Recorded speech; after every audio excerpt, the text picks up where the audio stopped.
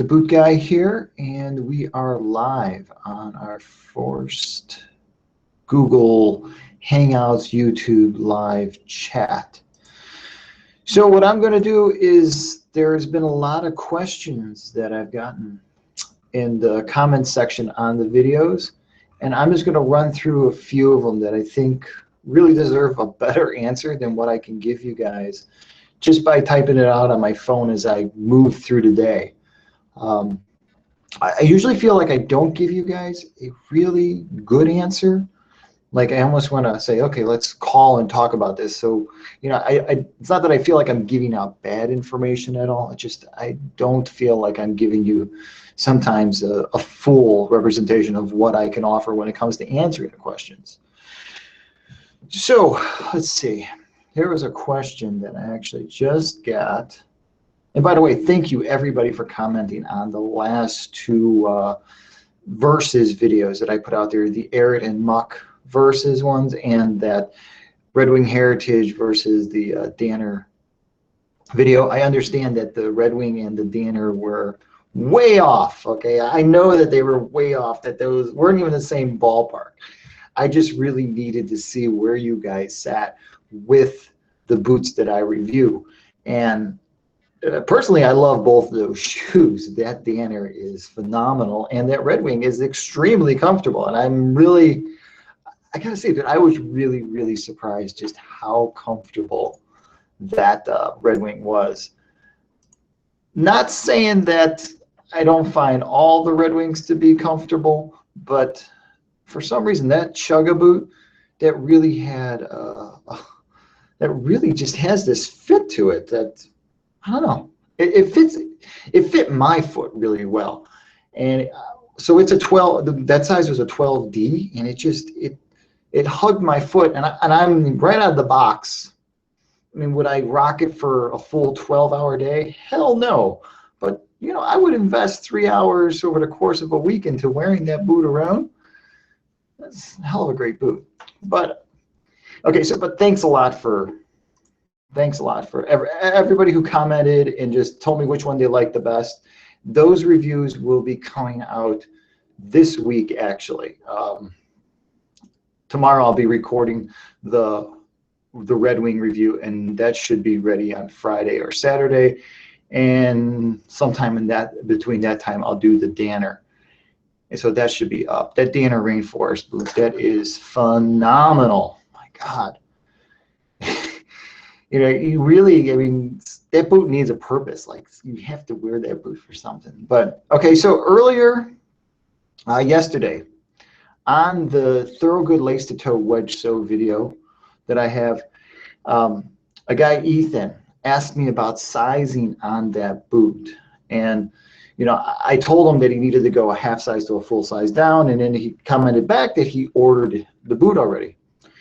And I have to say, so over the last 20 years, I've owned two of those boots that they call the Polish gym shoe in Chicago. We call that boot. I've owned two of those, and I lost both pairs to my dogs within like 4 months. And okay, it sucks, you know, and then when the dogs chew up shoes, that really sucks, especially when they chew up, you know, a $200 pair of boots. That sucks ass. But even so, the point being is that I had to wear size 11 in one of those and a 10.5 in another, and I have not had to wear, I haven't had a 10.5 on my foot since high school, and that was the first time in a long time, and that's a full size and a half. Of course, I was looking for a really snug fit at that time with that boot, and it did break in really nice. And once it was broken in, it just got completely chewed like a chew toy. But that boot in general, that Thorogood lace-to-toe, it is a phenomenal boot. And I should be doing a review on the black version of that with the white sole, maybe mid-November, maybe December. And I'll address it more in that video about the boot and about the fitting and everything. But they're beautiful boots. If that's something that you can really use, that lace-to-toe model, you know, outside of it just looking cool and just being a boot to wear like after work or something, I'm sorry if these glasses are glaring. Yeah, I really needed something to read the screen with here, and I didn't want to wear anything that was too big, so I wore my regular glasses. And I'm really wishing I would have worn my reading glasses right now, because seeing the screen's a little tough, even though it's right in front of me. Okay, so back to that Thorogood. That is a great boot. And Ethan, I hope that if you have any more questions about that Thorogood, that you'll, please email me, and also keep me posted on how that boot breaks in for you. If you have any problems because of the double leather in places, if you feel like it's just not, breaking in at either the ball of your foot or in your pinky toe section, just let me know about that. I had an email today from a guy, and we were discussing putting snow seal over mink oil. And he just wanted to know if there was any sort of problems with it. I couldn't find anybody who wrote anything on the net about having a mink oil boot and then throwing snow seal over it. And it was also on a Thorogood boot. I couldn't find anything, so I was like, rock and roll, just run with it. What's going to happen? What's the worst possible thing that could happen is that you put the snow seal on and it just flakes off, because snow seal, if I'm not mistaken, is a majority beeswax. It's great stuff. It's great on hockey skates. So yeah, I couldn't find anything. If anybody out there knows why you would never put snow seal over a mink oil boot, hey, comment in the comments box on this video when it gets posted. That would be great. All right, so also yesterday, Mark, a guy that commented on the Roughneck Red Wing Heritage video post, asked me a question. Now let me get down in there.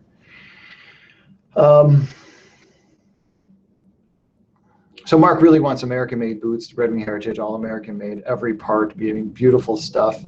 Asked me, why aren't the Heritage Roughnecks not a good fit for the heavy-duty work world? I guess the main reason is that it's just it's a hard, clunky boot. You really have got to have a foot that is willing. One, you got to be able to deal with some discomfort when you're buying those heritage boots like that. You really got to be prepared to be uncomfortable for a certain period of time, no matter what anybody tells you. If you're coming from a world of wearing gym shoes, or even softer boots like Timberlands, and I can't even think of anything else, like a Wolverine, say like a Wolverine DuraShock, or the new Contour Welt Wolverine. If you're coming from that world of buying those soft shoes, and then you're going to jump into a heritage boot, that's like night and day. That's I'm not going to say you're looking for problems, but don't be surprised if, your feet hurt, or if all of a sudden you develop a case of planters from it. Maybe you're stretching out that muscle too much in the arch of your foot. Don't be surprised if stuff like that happens when you move from soft stuff to really supportive stuff like that. Though I understand that the way to cure planters is to go from wearing non-supportive shoes to extremely supportive shoes. I understand that's the cure. But when you've got that hard, flat footboard in those heritage boots, and then you're going to go work a front end loader for 10 hours, or you're going to jump in and out of a truck, yeah, that's really not the best idea of a pair of work boots for you.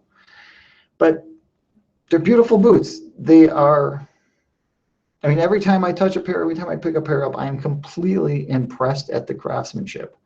It has nothing to do with that. They are made extremely well. Every single pair, every time I open a box, I am just blown away. Everything has its place in the world. And those boots, I believe, have their place just as soft boots have their place. So, Mark, I hope that helps. I hope that answers that question. That would have been 16 paragraphs if I had to write that out. And, every question deserves a really good answer, and I hope that was a good answer for you.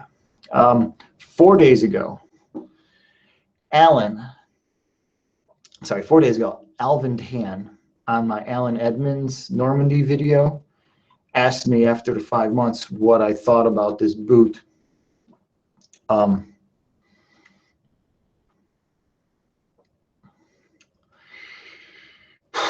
What are my thoughts on this Alan Edmond Normandy boot? Okay, one, I mean, they're beautiful boots. They're handmade. I mean, it's right in Wisconsin. You can't go wrong. I mean, the quality for handmade footwear like that. If anybody's familiar with the brand Campers, okay, so Campers are beautiful handmade boots from South America. I believe it's South America. It's somewhere down there. I should really look this up before I go any further. So if anybody's familiar with Campers, okay, Campers are these beautiful little handmade shoes. They have one that's called, as soon as this computer loads up, I'll tell you guys what it's called. Men's shoes, casual. So they have a shoe that's called Poo, P-E-U. I know I said it like poo, but so it's an upper that is attached to a sole, and it's handmade. It's very soft. This is what the Alan Edmonds remind me of, and after 5 months, that's really what this shoe reminds me of. The Alan Edmonds have gotten super soft. They're flexible in a way that almost seems a little bit too soft for all-day wear. You know, if there's a lot of walking involved, it's not going to be my go-to boot at all. Actually, if I have to walk more than 2 miles, whether I'm inside a plant or if I'm going somewhere to do a fitting, that's not what I'm grabbing. I'm grabbing something that I know I can depend on. I'm grabbing like one of my Carolinas, or I'm grabbing a Thorogood that I know that when it's on my foot, if I'm jumping in and out of the back of a truck or a van, if I got to move boxes of shoes around, that's what I'm going to wear.